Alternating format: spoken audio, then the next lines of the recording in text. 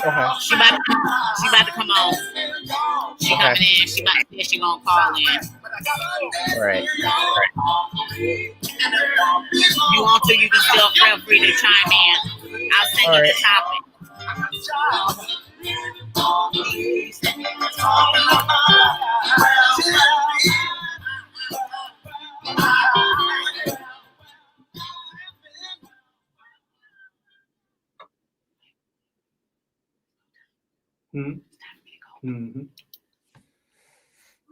Spring is in the air, and that means it's time to clean up.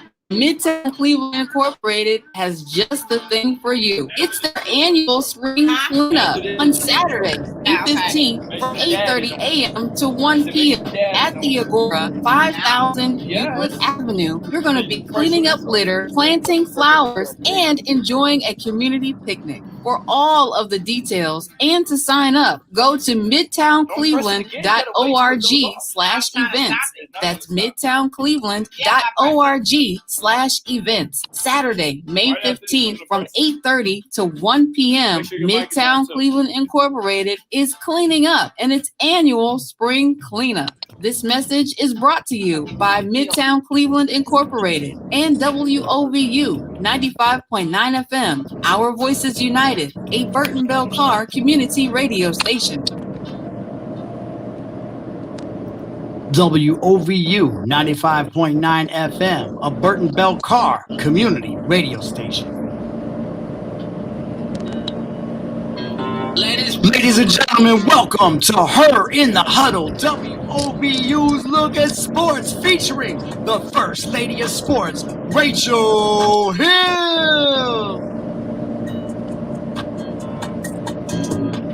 Hey, what's up? You listening to Her in the Huddle on WOVU 95.9 FM. This is your girl, Rachel Hill, the First Lady of Sports, and it is a nice Monday so far in the city. I got away a little bit and heard that it was snowing and raining yesterday. So, that is Cleveland in a nutshell. I'm quite sorry that the weather is bad. I took good weather with me where I went. But, you listening to Her in the Huddle. It's your girl, Rachel, the First Lady of Sports. And, it's me here at Cleveland Kate, giving you some of the hottest sports talk by women on radio. So thank you so much for joining us. And we got some things to get into. And Cleveland Kate is joining us right now from that studio located in her car. What's up, Cleveland Kate? How you doing today, sweetie?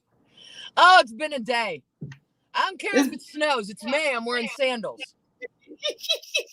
You know me. I don't wear socks after May 1st or until October. So I'm a sandals girl. I'm gonna pretend it's summer. So wait, you're not wearing shoes right now? You got sandals after May? So what did you do yesterday? Yesterday, I did a whole lot of nothing. We did Mother's Day early because 2 of my daughters are moms. And all 4 of my daughters have insanely busy schedules. 3 of them work in food service, so they were all working on Sunday. So they surprised me on Friday night and showed up at our house for a girls' slumber party. So we had a slumber party Friday night. We dug out a couple of big, literally huge totes out of the basement with all the photos from when they were little through, and growing up and whatnot, and just spent some time looking at pictures and telling stories and being mean to each other and, looking at the fat pictures and the awkward ones with braces and all that. And just had a really nice time. We had breakfast together Saturday morning. And then Sunday I just chilled. Yeah, happy belated Mother's Day. Happy belated Mother's Day to all of those mothers out there. Hopefully you had an amazing day, and it's not just one day, it's more than one day. You need to be recognized and honored all year long for everything that you do, because I am not a mother. I know that being a mother is a 366 and a 25-hour-a-day job. So I actually had a really good weekend. I went down to Cincinnati. One of my best friends, her son graduated from the University of Xavier. So that was one thing that we did. She actually rented a house down in Cincinnati, and I didn't get a chance to go down there Friday night. I wish I was able to go down there Friday night. I went down there Saturday, but it was just a really great just gathering, family gathering, very safe. Most of us have been vaccinated, I go for my second shot.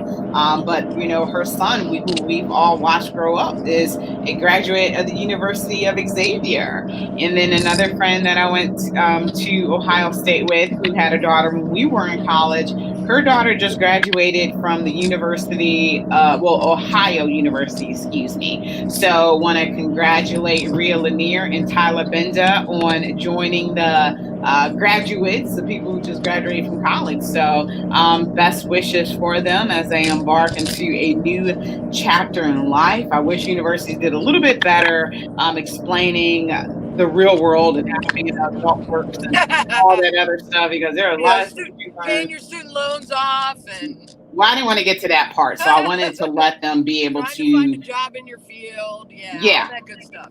I wanted them to have a couple of hours of happiness after their graduations before I kind of went into that part, but these are good kids. So they were able to get scholarships and things like that, unlike me, who had to take out student loans, paying the price for that now. So these are good kids who, not saying there's nothing wrong if you couldn't get scholarships. Being able to go to school is an excellent opportunity, but some of us didn't do what they needed to do in the classroom, so they had to pay a little bit more to go. So Tyler Benda, Rhea Lanier, congratulations. And they were able to turn that tassel, I believe, over to the left. Is it to the left when you graduate?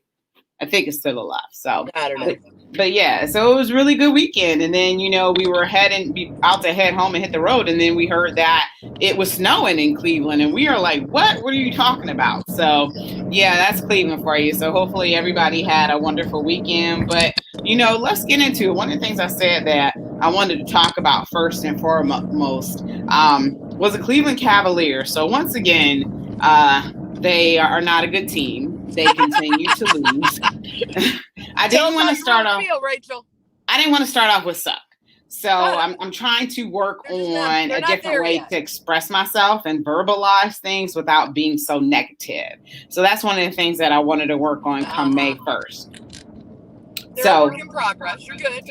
Yeah, so this is a very bad team. One of the highlights was Luka Doncic, who got a foul last night. So it was a flagrant 2. And Luka's at the point where he's one tech away from having a suspension by the NBA. So this is one of the players that's one of the most exciting players in the NBA, and Luka's white, as we know. So sometimes I feel like there's that search to have that awesome white player. Nothing's wrong with it, but he's that dude, that foreign dude, kind of like, with Dallas, like that Dirk Nowitzki. So Luka is kind of a... Don't be dissing Dirk. Dirk's fine. Oh, I love Dirk.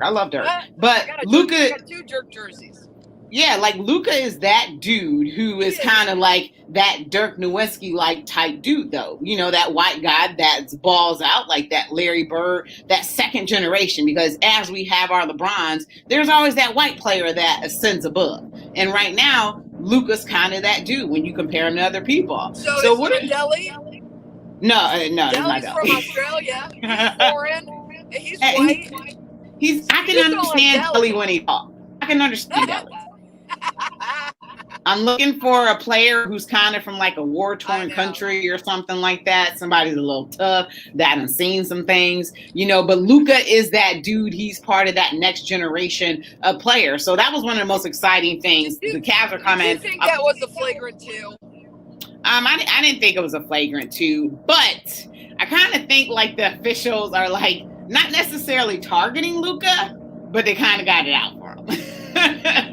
Because if you are a foul away from about to being suspended and the playoffs are coming, they're kind of gunning for you in a way.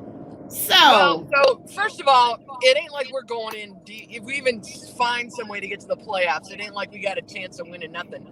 But I used to think the refs were targeting people, but then I started to think that maybe it's just the fact that people like Draymond Green, and there are others I could name, tend to be a little more aggressive, and maybe the refs are staying on them to keep them from accidentally really hurting someone and knocking somebody out of a game or out of a series or out of the playoffs.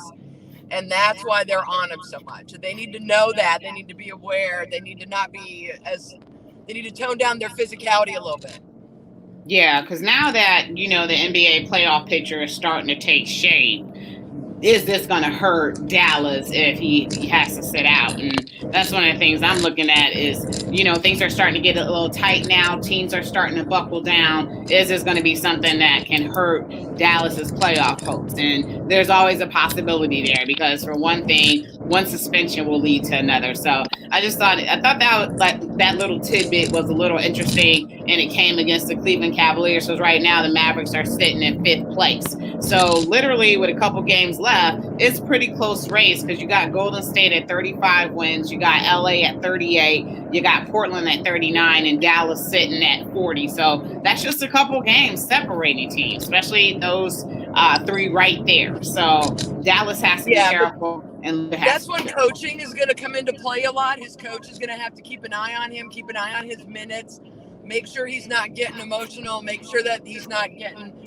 players are going to try to take advantage of him now, right? The players he's defending are going to try to be more physical with him to push him into committing that flagrant and getting himself taken out of a game. And so the coach is going to have to keep an eye on that and keep a real close eye on his minutes and bench him and have him sit a little bit if that's what he needs to do. Yeah, so ultimately you need to win that game, and you're going to need him for stretches here and there to get those wins to keep your playoff hopes where you want them to be. So that's going to be all about coaching here the next week or so.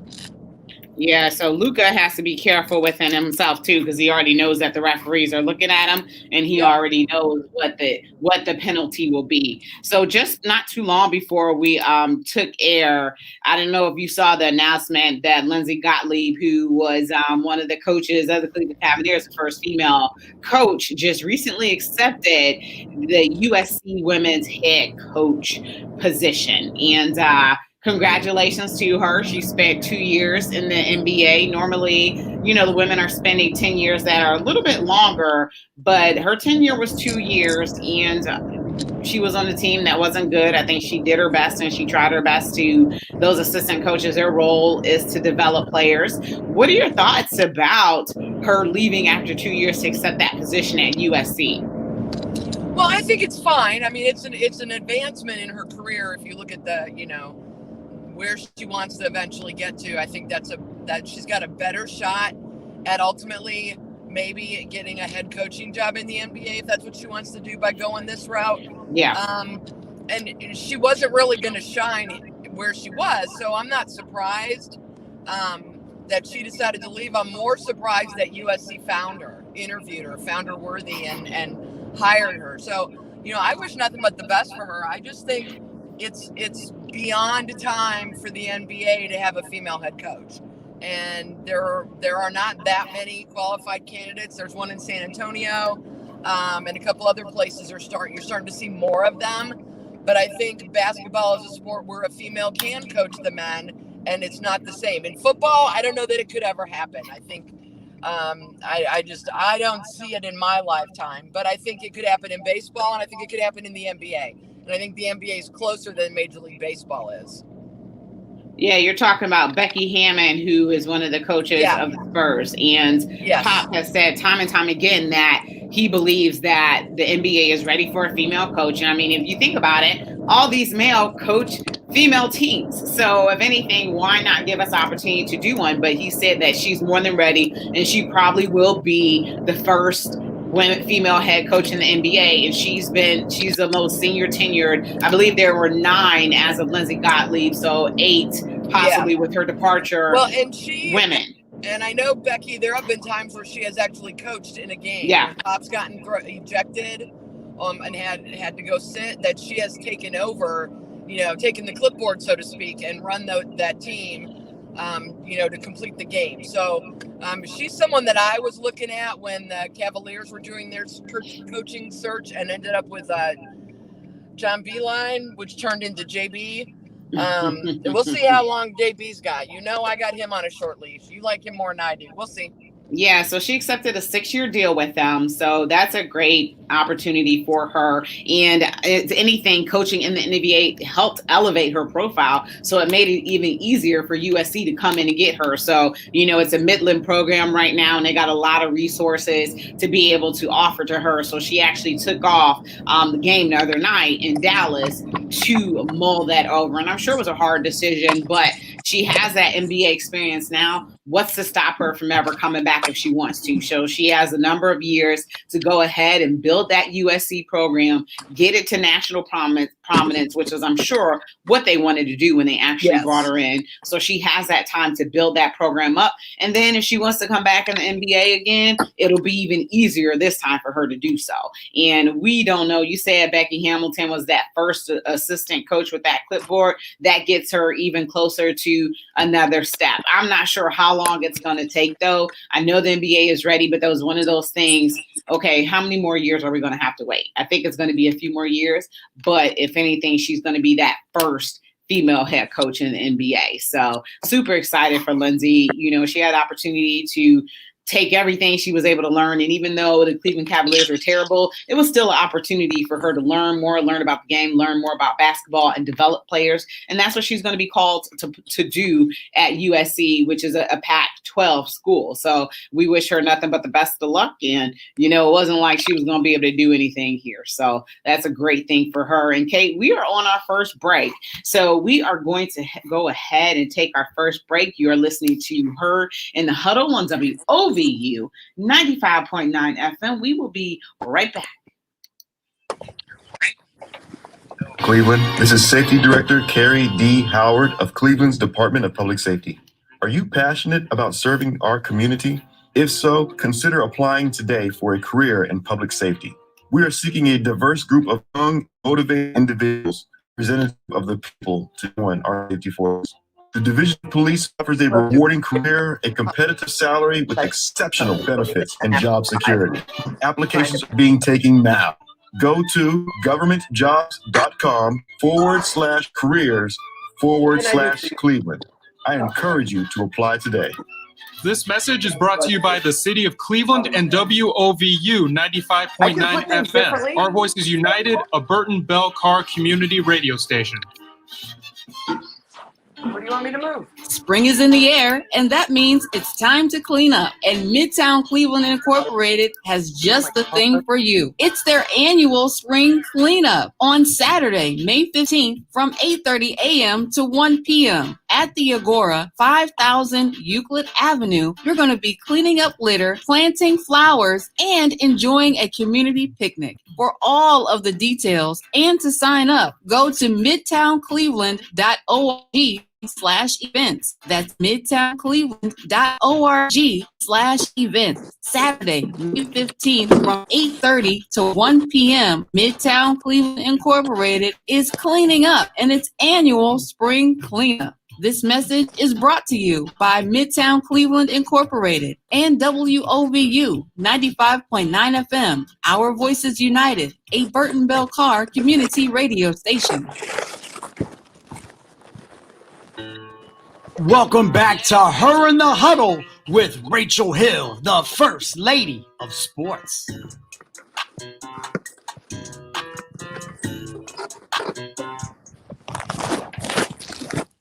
All right, we are back. You're listening to Her in the Huddle on WOVU and 95.9 FM. Remember, you can always give us a call at 216-271-0959. You can always listen to us online at WOVU.org. And you can always make sure that you download that WOVU app so you can take us and listen to us on the go. And this is your girl, Rachel Hill with Cleveland Kate, and we are talking some basketball right now. So Cleveland Kate, guess who plays today? What? Sorry, I was trying to garner up some excitement and enthusiasm and say, guess who's playing tonight? I don't know, but it looks like you got disco strobe lights going on in your DJ booth there. Oh, you like my setup? I do. Yeah. Who's playing tonight, Rach?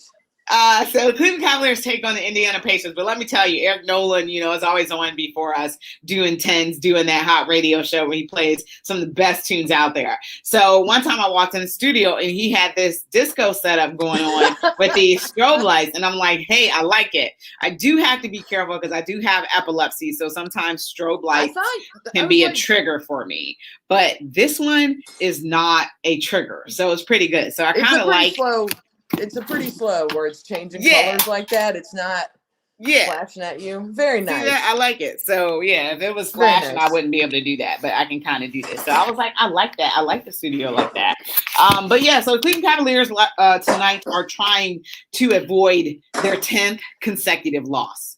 And you know, it rains, it pours. They just came off of back-to-back losses against Dallas. And prior to that, they had that game against the Phoenix Suns in which they went into overtime. And that was one of the best games of the season that I had seen so far out of Cleveland Cavaliers. They pretty much were toe for toe with the Phoenix Suns right now, which is the second best team in the Western Conference. They pretty much hung with them within just a few points. And at the very end, they were able to tie this game and force it to go in overtime.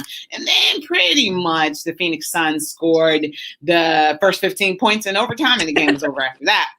But one of the shining moments of that game was Isaac Okoro, who went off for a total of 42 points. Game high 42 points, career high 42 points. What are your thoughts about that and how he played in that promise that you think he might have? Because remember, when we drafted this guy, we drafted him to play defense, but he's had the opportunity to step up offensively because Darius Garland has been hurt and has been unable to contribute. What are your thoughts about that performance from him last week? I thought it was amazing. I think it's something that as fans, we need to, you and I talk a lot about the lack of talent on this team and that there's only so much coaching you can do until you get some more talent or some more height or you develop these players. We don't really have a big, but it gives you a little bit of hope in the future that there really is some talent there. But that whole game, I think you're right. For 4 quarters, that was one of the best games they've played all season. But those are also the ones that are the hardest, I think, mentally and emotionally when you lose them because you fought so hard to come back and then they just ran away with it as soon as overtime started. Like you said, Phoenix put up the first 15 points of overtime. And those are the ones that emotionally take a toll on you. And I think you kind of get sort of like a hangover or something from it effect. In the next couple games, mentally, they're just not back in it. And I think that's what's happened to them since that game. But again, 32 points, excuse me, correction, 32 points. Sorry, I said 42. 32, yeah. I gave him 10 more. Must have added on with the 10-game losing streak, so I added on 10 points. My bad. We don't get to do that? I thought we get to go back and fix the scores and add those. No, I think it's nice when those young players have games like that because it shows them that even if this team isn't good, they can still do their part. They can still get their stats and their points. They can still show what they can do. So, we'll see. I don't know if he'll be here long term or if there'll be other teams showing interest in him now while we're building and developing and doing whatever else it is that we need to do. But it was nice. But yeah, one of the things that was really noticeable offensively in that overtime was that he doesn't have a jumper. So him and Seti, because they don't have the ability to pull up and hit a shot, that is a bad thing. So Phoenix was able to stop them every time they went into the paint almost because they didn't have a pull-up jumper. So those first few points is what stopped. They were nothing but turnovers. Right, but that's because why you they need couldn't that get balance. anything You going. need to be able to muscle in and drive the lane to get to the hole, but you've also got to be able to make that defense worry that you're going to just step back and jump it in, right? And we don't have anyone that can do both right now. How do they not have a pull-up jumper at this point? How do you make it to the NBA without a pull-up jumper? How has Seti been in the league? At least he was here when LeBron was here, so at least 3 years minimum. How have you not developed a pull-up jumper yet? I'm at a loss for words. This is the part of our conversation where I have something to say about coaching. Why are we not coaching up the weak part of the game for these guys? Because I have a pull-up jumper, it sucks, and I don't hit. I'm like, we can go on the court, shots, but I have one. I'd try one, but some of these guys don't even try anymore. It's like they've given either. It's like in baseball, you got those guys who are always swinging for the fences. They don't understand. You look at the field, you look and see where the shift is. You aim for the hole and just take your base. Or you take a bunt, or you do what you need to do to take your base. They have to always be swinging for the fences. And there are those guys who will always take a 3-point shot, even if it doesn't make sense, who will try to drive the lane and take a foul and take a charge or get up to the, dunk a basket, that don't want to just step back, pretty sweet jumper. Kobe had one that I could watch all day. Those are the kind of things that you just need to get points.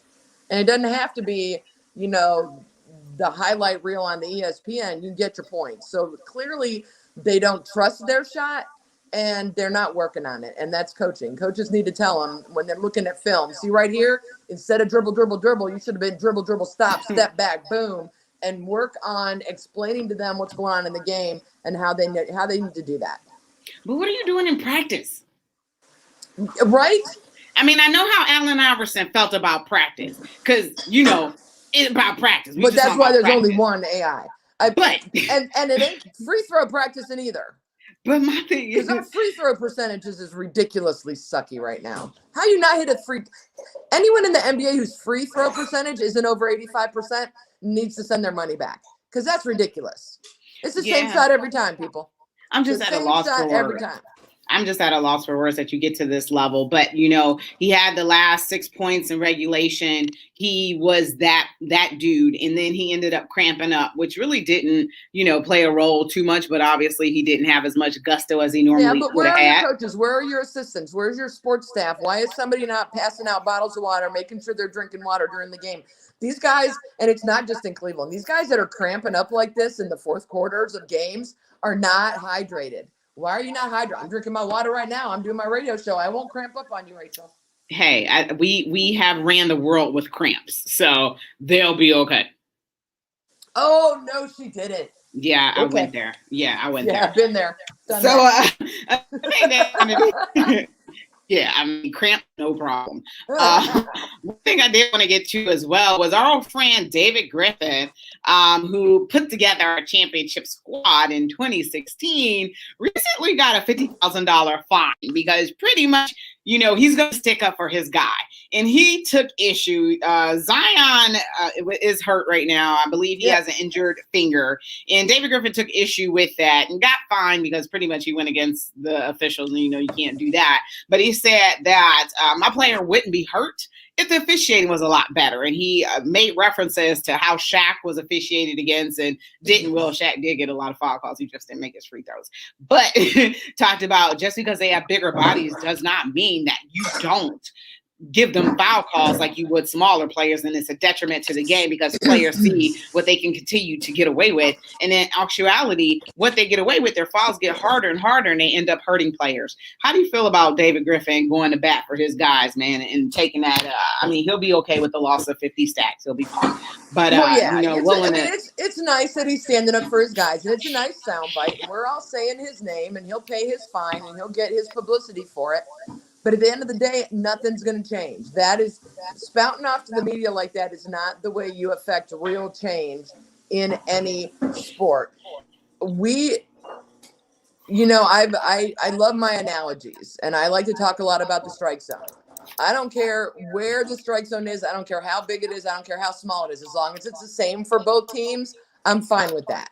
And in basketball, it's the same way. We saw it firsthand when LeBron was here, that fouls would get called. I was about to say all day long, unless it was against him. The exact same action, the exact same crew were not given the calls to him that they were given to everybody else. That inconsistency is the problem. And that inconsistency is what gets players hurt because they don't know what the rules are. They're like a bunch of children. You need to be very clear on what the rules are, and you need to treat all of them the same. And when they break a rule, whether you're LeBron James or Chetty Osman or whoever you are, that foul is going to get called, and that's all there is to do about that. But there has been favoritism in this league for as long as I've been watching it, and I think it takes us back to our conversation about Luka Doncic at the beginning of the show, and the refs are watching him more clearly, not because they want to throw him out, but because they want to make sure that no one gets hurt. But they don't watch everybody like that. And there are a lot of people who get away with a lot of things. Again, LeBron James took a lot of shots that other players would have never had to take. We are very lucky he was as healthy as he was while he was here, because he could have been really hurt with some of the shots that you and I saw him take. There just needs to be consistency. If you're going to let him play, let him play. But if you're going to call this against one side, you got to call it against the other, regardless of the superstar caliber player is on the floor or not. Yeah, so Zion has actually a fractured ring finger on his left hand. So that definitely could be something that could affect the Pelicans going down the line. And, he does have a point, though. The league really hasn't seen a player of his speed, size, strength, and athleticism. And it's like it feels like there might need to be some different rules for how you want to officiate this guy. Why didn't they meet before? Because same thing with LeBron James. You really hadn't seen a player like him. You've seen different types of players, but a player that has it all in one. I mean, you created the Jordan rules for Michael Jordan. You got to look at how the game naturally progresses for other players as well. And it's all about keeping players safe. So that's something that, we know that nothing might not happen, but that is something that Gollum, aka Adam Silver, needs to consider, because you want to keep your products safe. These guys are products for you as well, and you want to make sure that they're out there as much as possible, because it doesn't do you any benefit for them not to be playing in order for your league to make money. I mean, the NBA is going to be fine, but these are small nuances that you have to think about when it comes down to it, because you want your product out there on the floor.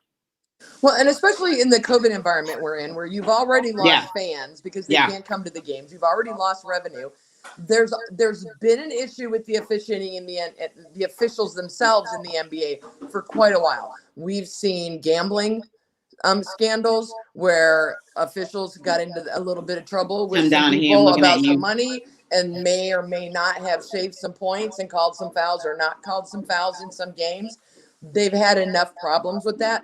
They need to be squeaky clean. And part of that goes all the way back to when you are training these officials. And then every year when they do their retro classes or whatever you call them, where you've got your continuing education classes, they need to be watching film. They need to be watching film of no calls that should have been calls and saying, listen, just because this guy's bigger or smaller than this guy over here, a foul is still a foul. A charge is still a charge. If I'm standing there and my feet are planted before you hit me, it's a charge. Doesn't matter who you are, who I am, or who the size is.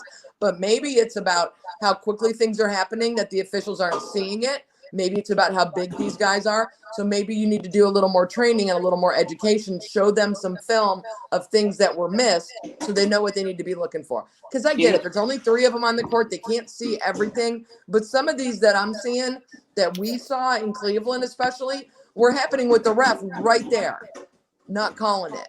And it's like, all right, you're either going to let them play and let them be physical or you're not, but you can't let one side play and not the other.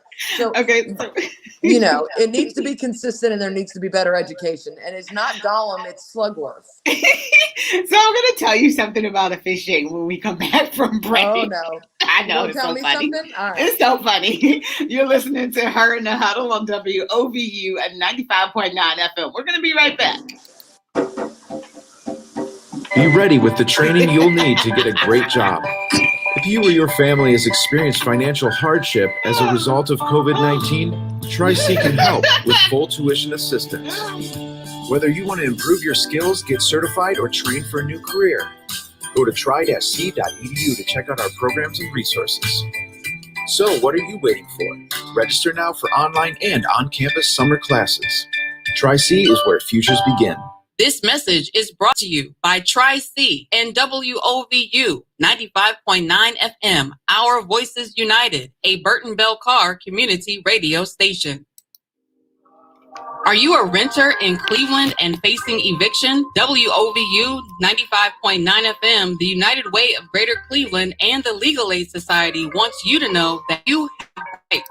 Some Cleveland families have the right to an attorney in eviction cases. If you rent your home in Cleveland, have any kids living in that home, and meet low-income guidelines, free help is available. If you think you qualify, contact Legal Aid immediately at 216-687-1900. That's 216-687-1900. You can also apply by dialing 211 on your phone. After a quick screening, you'll know if you can get a lawyer's help for free. Learn more at freeevictionhelp.org. That's freeevictionhelp.org.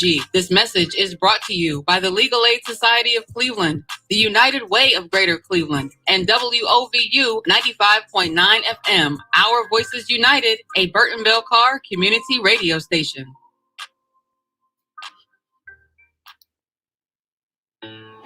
Welcome back to Her in the Huddle with Rachel Hill, the First Lady of Sports.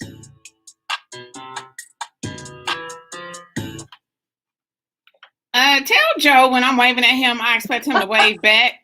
Hey, hello.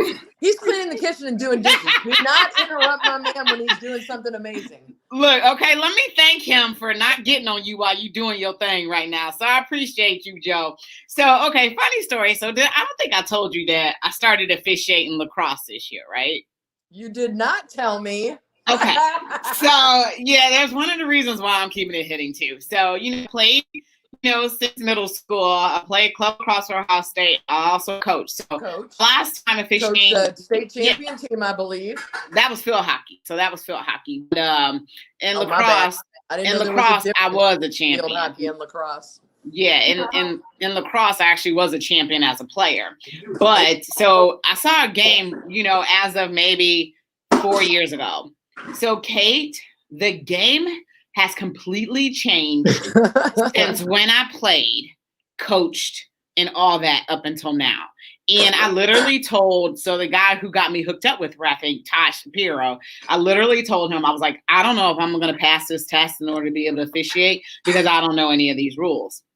So I just officiated my 4th game. So my 3rd game. Just let him play. Just let him play. Just let him play. Okay, so a couple weeks ago, I was at the draft. I left the draft that Saturday. I went up to tavern on what is that? I go to the place all the time. So me and Sugar is one of the favorite spots right there on Larchmere Academy Tavern. Excuse me. So I see the girl I used to coach with. 2 of the girls I used to coach with when I happened to go there after the derby, after the draft. So, she's like, I heard you. Well, I told her I was going to officiating, but I officiated the one girl team, but I didn't know it was her because we all had masks and stuff. So she was like, so how's it going so far? I said, I'm terrible. I don't call anything. I let kids play. I was like, I'm so bad. I don't know if I'm going to do it anymore. I'm afraid to blow the whistle. I don't blow the whistle at the right time. And then when I'm supposed to wait to blow it, I blow it. Because after my 3rd game, I came off and told them, I don't know if I'm ever going to blow my whistle again because every time I do, I mess it up. Don't you get to blow your whistle and then huddle up with the other officials and have No, it's not like that. You're kind of on your own as far as what you call, so you want to be confident as you call. One of the things though that I struggle with is wanting to coach the girls. I'm so used to, you go from that player mode to coach, you're always correcting. And I'm like watching the kids do stuff and I'm like, why are you doing that? I don't understand it. One of the girls kept, shooting the ball. She couldn't get it past the goalie. And one of the things I would tell my players is shoot in the same place every time until you don't make it or they stop you, then put it somewhere else. And I just want to be like, well, number 7, if you shot it this way, she probably wouldn't get it. Because the girl had maybe 6-7 shots on goal that did not go in.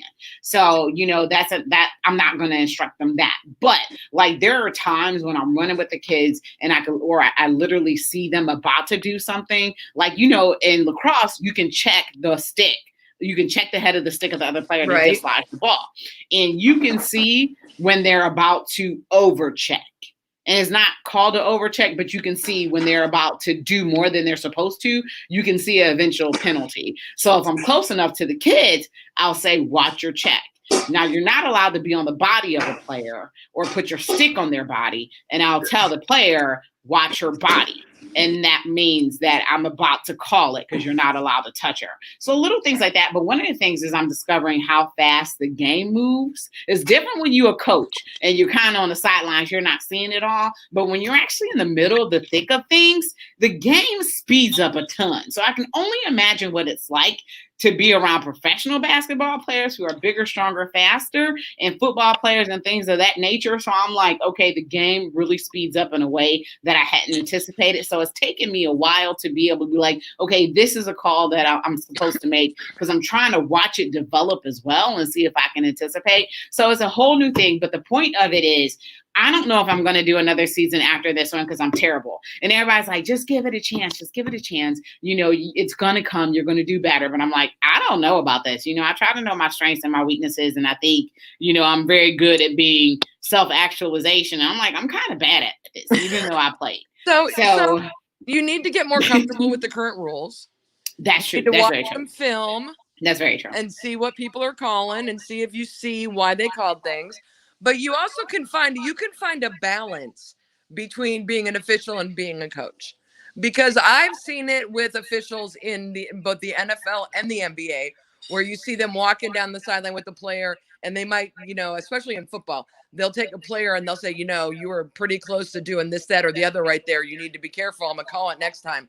Like they give them a heads up of, you were a little, you were a little early on that snap, or you were a little early on, so in football, you got 5 yards, right? Where you can bump.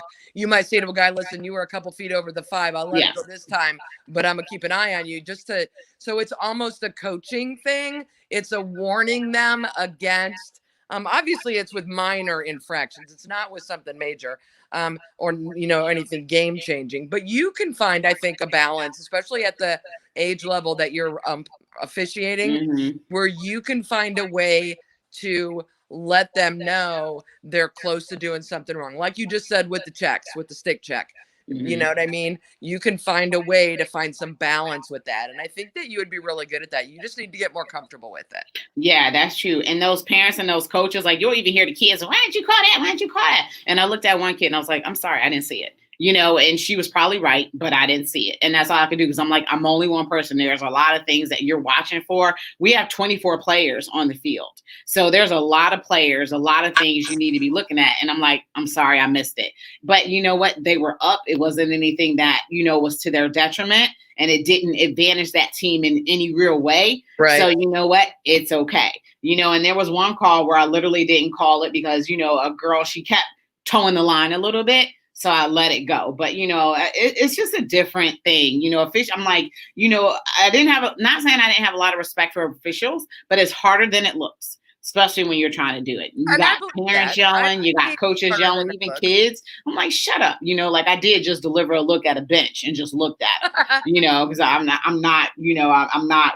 going to do that today. So that's one thing. I do have a limit. And my thing is when it crosses to being disrespectful, I'm not going to be taking that. So, those are things I used to do as a coach, and now it annoys me when other people do it. But, as far as that officiating goes, it's a hard job. Like I said, I have a lot more respect now for officials because I'm doing it now. But those officials... I'm going to remind you of this when the Indians get some bad strikeout calls, or when the Browns are playing in the fall and you're complaining that we don't get to the playoffs because of a bad call. I'm going to remind you how hard that job is. Oh, but that helmet to helmet, though, all of America saw that in the Chiefs game. All of America said that. And they said the NFL needs to take a look at that rule because that's one of the worst rules of sports. And we only lost by 5 points. We only lost by 5. You know how much football I watch. That's the first time I've ever seen that whole thing. I never heard of it in my life. Applied in a game. I never heard of it in my life. I've never seen it applied in a game. I'm like, what are you talking about? I'm like, that's a touchdown. So, or you get the ball on the 1. It certainly isn't a give the ball to the other team. Yeah, but those professional referees are making like $200,000 a year. So they shouldn't be getting it wrong. I ain't there yet. I ain't there yet. I'm guessing you're not making 6 figures as a not at all. High school and college lacrosse umpire. Not at all. It's a nice little hustle, you know what I'm saying, for 50 minutes of work, because I was just doing varsity games, so you get paid, more to do that. It's a nice little hustle if I was doing more games. I've had the knee issues and I just got out of physical therapy, so hopefully I can do more games next year and I can do them back to back.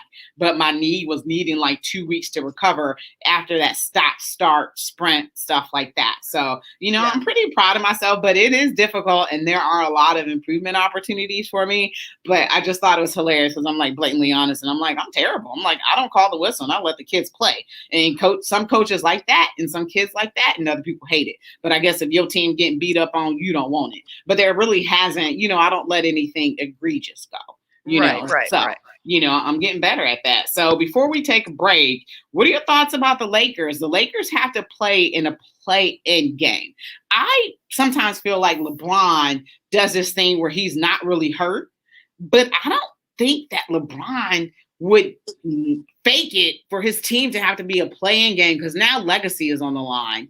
And I don't think he would take it this far. So it might be kind of serious. He's supposed to play against the Knicks, but AD was saying, hey, this playing game is kind of fun. Not when you just coming off of a world champion. I don't think that you would want to have to go through that route. Yeah. So the scary thing to me about LeBron is he can literally turn it on whenever he wants. That's the thing. Right. But he ain't there to turn nothing on. It's a bad example because other players think they can do that too, and they can't. And he can do it not only from game to game, he can do it from quarter to quarter, from minute to minute. He can decide at any point in the game that, you know what, I'm done playing. I'm going to take over now. Let's do this. It's almost like when a drag racer hits the nitrous, right? Boom, gone. One of these days, he's not going to be able to do that anymore. Will that be this year? No, but it's coming, and it's almost like he's playing a cat and mouse game with people. He's like, I'm going to give you a head start. I'm going to let you go. I'll get there when I need to get there. And then he does every time. So it's hard to doubt it. I don't think he's faking the injury. I do think he's playing below where he's capable of playing right now just to make sure he gets that healed. But I don't think that they don't want any part of a play-in game. You're right. They want because you might lose. You're right, because you never know what's going to happen. They don't want any part of that. They're going to figure something out and avoid it, but they don't want any part of that. Yeah, because I'm like, this ain't good for the Lakers. I mean, you one slot out. But yeah, I want our audience to know we are not Laker fans at all. I root for LeBron. I root for his legacy at this point. I got over him leaving us, but I want to make that clear because we've been talking about the Lakers quite a lot, and even times when you're not here, I've talked about the Lakers and LeBron. I'm interested. Winning. Yeah, I'm interested in his quest though to get this title. Yeah. So but they about to play the Knicks, one of those teams Eastern, and that's not gonna help their playoff game, get to that playoff game if they lose. Yeah. So we're embarking on the final week of the season, and teams are scrambling, and the Cavs are probably like, thank God. So so we're gonna go ahead and take our final break, heading into the home stretch, and you are listening to Her in the Huddle on WOVU 95.9 FM. We will be right back.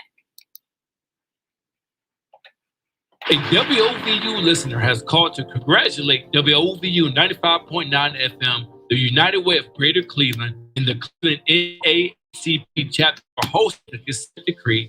And we are very proud to say on Wednesday, May 12th at 6 o'clock p.m., we will host discussion number 5 on the topic of crisis intervention and officer wellness. Learn about the crisis intervention program that helps officers and the community respond to individual in crisis. We will discuss efforts to reduce the risk of serious injury or death during an emergency, interactions between officers and people experiencing mental health crisis. Gain insight on how the criminal justice system affects officers on duty and long-term physical and mental health issues they face. Join us for this free virtual discussion moderated by Harry Boomer, anchor and senior reporter for Cleveland 19 News and 28th Cleveland Journalist Hall of Fame inductee. You can find more information and register at unitedwaycleveland.org. That again is unitedwaycleveland.org for your chance to learn how Cleveland leaders and the Cleveland Police Department will work together to improve relations in our community.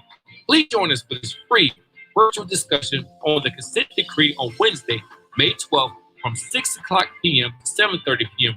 right here on WOVU 95.9 FM. Log on to WOVU.org and listen to our live stream because together we can elevate change in our community. This is brought to you by WOVU 95.9 FM, Our Voices United, and Burton Bell Car Community Radio Station, loose and driven. Hey, what's up, y'all? This is DJ Fatty Banks. Dr. Vanessa K. Jones, Alicia Graves. Jordan Lucius. This is Miss V on your radio, and you're listening to the best community radio station in the land. WOVU, Our Voices United, 959 FM.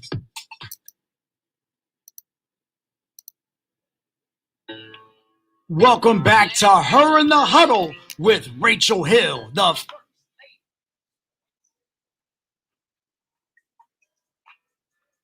All right, welcome back to Her in the Huddle, WOVU 95.9. This is your girl, Rachel Hill, the First Lady of Sports, and I'm here with my girl, Cleveland Kate. What y'all eating for dinner, girl? I'm making veal patties tonight. Veal patties, like veal parmesan or veal patties, a little pasta. Okay. What you putting on top of the veal patties? You bread them or some red gravy? I don't know. Huh? You breading the patties? Yeah, they're How breaded. you cooking them? Okay, Breaded you baking them or you frying them? I bake them in the oven because the veal's raw, so I bake them in the oven. If they don't get crispy enough, I'll throw them in my air fryer a little bit, but they'll be all right. I know what I'm doing. You ever fry your veal? Tomato on them, put a little mozzarella on it. I didn't say you didn't know what you was doing. I'm just trying to figure out what you eating on. Oh, when I'm getting some more bacon. Oh, we gotta get the smoker out. We'll probably smoking some belly next weekend, maybe. Probably smoke some belly this weekend. Chillax. Hey, I'm going to the Indians game. Indians game tomorrow night. Is it gonna be? You nice? are? Yeah. It's supposed to be in the 50s. Okay. But speaking of Indians, I'm still not wearing socks. Oh my God, it's gonna be cold down there, Kate. I don't care. It's always cold on the water. You know May. that. I don't wear socks in May, girl. I mean, I know. But girl, did you watch Saturday Night Live the other night? No, but my 5-year-old granddaughter calls me bruh. It's so weird. I tell her to do something. She's like, "What are you telling me to do, bruh?" I'm like, "What? I'm your grandma. I'm not your bruh. What is this, bruh?" Ma. She watches way too much YouTube. Yeah, ma, grandma. Yeah, it's gonna be cold down there. I'm a little concerned. I'm going to need you to be wearing socks down there. So tomorrow's supposed to be 52, but I always say minus 10 degrees for downtown because we're right on the water. So I'm looking at 41 degrees. Once the sun goes down. You're right. You're right. I hate when you're right. Why are you always right? I'm not right on everything because you know, sometimes you're left, but yeah. I'm like sometimes like I do some really stupid stuff and I get on my own nerves, but sometimes like I'm really good at certain stuff and I have good ideas and I'm creative when it comes to certain things. So those are some of the things I'm very proud of when it comes to myself because I do a lot of messed up and dumb stuff. But that's okay. You know, every day is a new chance to get things right, and you know, you live and you learn. So, but I was mad this weekend, Kate. I was really mad. So the Cleveland Indians swept Kansas City. They swept Kansas City. So Kansas City was the leader of the American League Central. So, and we were the middle. We were the middle team out of 5 in the AL Central. And what did they do? They went to Kansas City and took a 4-game sweep of the number 1 team in the division. And then what happened on Friday when they came back? When they came back for the Ohio Classic or Ohio Cup, whatever you want to call it. I hate interleague play. I love interleague play. It's my actual favorite. Interleague play. Listen, either you have a pitcher that hits or you don't. I don't like this. I don't well, even now like it's changed. Both With leagues the DH. do it differently. I don't well, like the DH now it's changed because everybody's doing the DH, so that's fine. But that's one of the reasons. COVID thing. It's not a forever everybody thing. I don't know if I cared about pitchers hitting that much when that rule was in place, but I just like seeing different teams. I'm tired of playing the White Sox 19 times. I know, but we got the Cubs. Aren't we playing tonight? We got the Cubs, right? Yeah, somebody just sent me an update. Reds and Pirates are tied 0-0 in the bottom of the first. I don't care about that right now because that game got canceled yesterday. It was supposed to play, but because of what the weather was supposed to be, the game got canceled. But it rained and snowed up here, so yeah, that would have affected them. But yeah, they've been out there when it snowed before. Let me see if I can get a quick update. Cleveland Indians versus Cincinnati. But also, Roberto Perez is going to be out. So he had to have special surgery done by a special surgeon down in Dayton on that finger. So he's going to be out, I want to say almost 3 months. So that could be a little, that could be an issue because that catcher that's back there isn't the best hitter. So that could be a little detrimental. But right now we're at the beginning of the season, so that's a good thing. So hopefully that injury will not complicate things too much. But it's just, unfortunately, that is a second no-no that they have had in a month.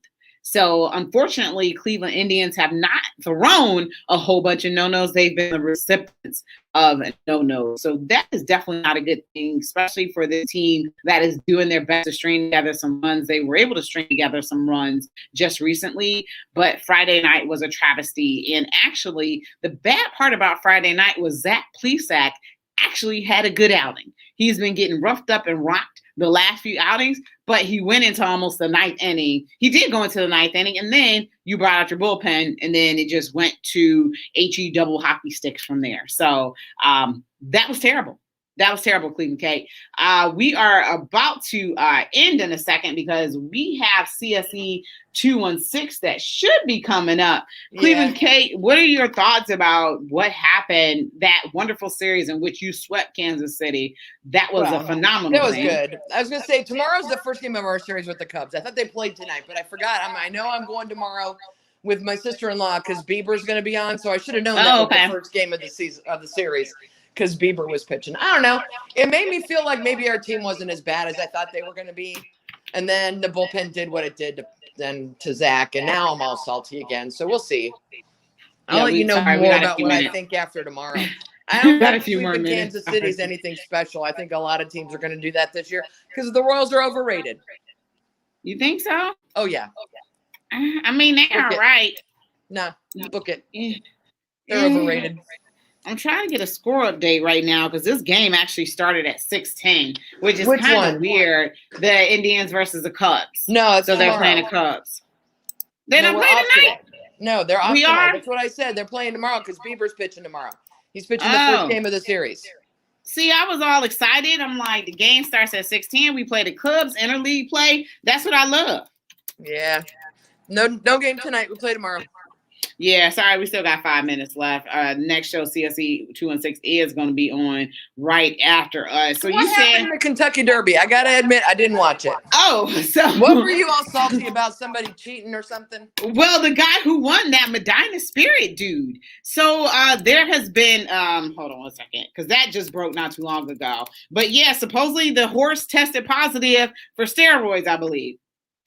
And we're just finding out now? I thought they took him off and tested him like right on the racetrack. They blood and test him right there. But this is the thing though too.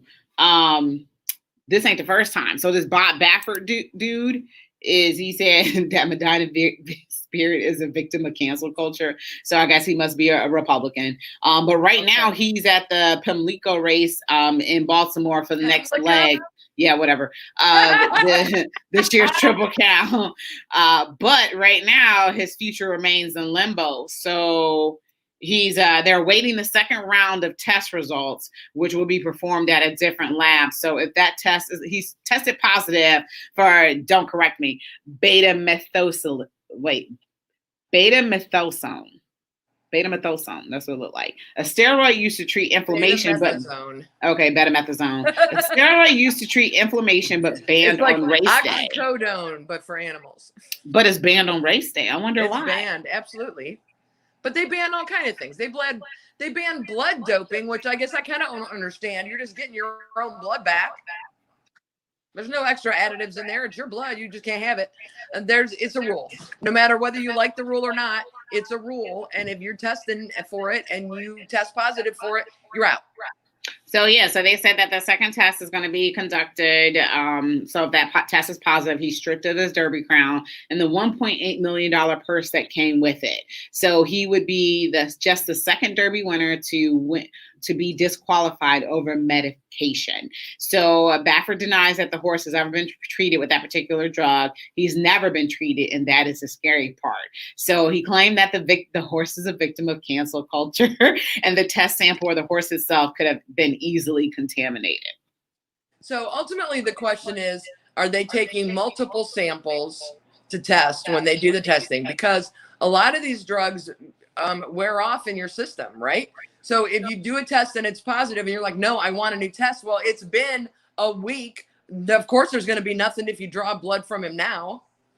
Yeah, so he said that, so Baffert went on to say they can lick a wall, they can do it just as so easy now that they're testing at these levels. It's ridiculous. But the article goes on to say his horses have been flagged with at least 30 medication violations over his 4-decade career. 5 of those. It'll be hard for me to give him the benefit of any doubt here. But they said, though, some were overturned on appeal. So, overturned on appeal doesn't mean you were innocent. It just means they found a technicality or a procedural error and overturned it. It didn't say that after the appeal he was found innocent. I mean, wow. So this is as the story continues. So we might have an update within the next couple of days. So that's really interesting. I'm trying to decide if I care if some rich old white man ain't going to get $1.8 million for winning the Derby. I'm struggling to care. Because I know that makes me a bad human being and a bad American. But I got bigger problems. And the money comes from when they stud the horses out. So it ain't even the horse as valuable as what he produces in his gonads. So with that being said, I appreciate you today. Speaking of, thank you for your Mother's Day wishes at the top of the show. I just want to shout out, I actually do know a few fathers out there who are single parents who are raising the kids and doing it on their own. There are good men out there who are taking care of their families, and there are good men out there who are single fathers that are raising their kids, and they're doing the mom's job and the dad's job. So happy Mother's Day to those dads out there as well. Yeah, and you too, Kate. So as always, I enjoyed this time. Thank you for working hard, and you guys go ahead and enjoy dinner. Wonderful dinner. You deserve it. Tell Joe I said hello, and I'll talk to you soon. Okay, bye-bye. All right, you have listened to Her in the Huddle on WOVU at 95.9. Make sure you keep it locked here for CSE 216 WOVU 95.9 FM.